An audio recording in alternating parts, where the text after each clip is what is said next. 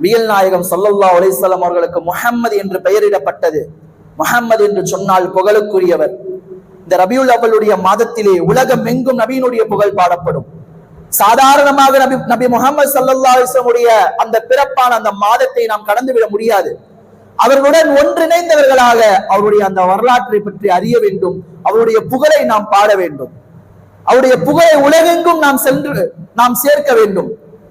அதன் காரணமாகத்தான் இன்று வரையும் கூட அனைத்து மனிதர்களுக்கு மத்தியிலும் ஒரு சிறந்த தீர்க்கதரிசியாக 200 கோடி முஸ்லிம்களுடைய தலைவராக இன்றும் திகழப்படக்கூடியவர் அனலம் பெருமானார் ரசூலுல்லாஹி ஸல்லல்லாஹு அலைஹி வஸல்லம் அவர்கள்.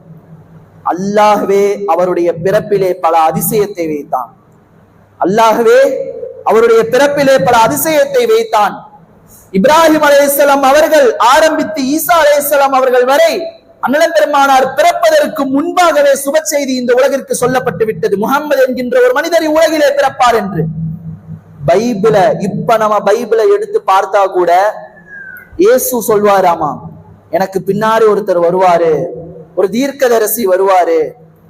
பைபிளிலே இடம்பெற்றிருக்கக்கூடிய செய்தி, எனக்கு பின்பு ஒரு தீர்க்கதரிசி அஹமதி என்று பெயரிடப்படக்கூடிய ஒரு தீர்க்கதரிசி வருவார் என்று சொன்னார். அதை மட்டுமல்லாமல் எனக்கு முன்னால் வந்த தௌராத் வேதமும் உண்மையான வேதம் என்று இயேசு என்கின்ற ஈசா அலைஹிஸ்ஸலாம் அவர்கள் சொன்னதாக பைபிளிலே இடம்பெற்றிருக்கிறது.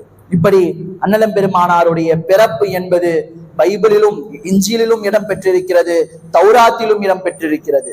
அவருடைய பிறப்பு என்பது சாதாரணமாக நாம் கடந்துவிடக்கூடிய ஒன்று அல்ல.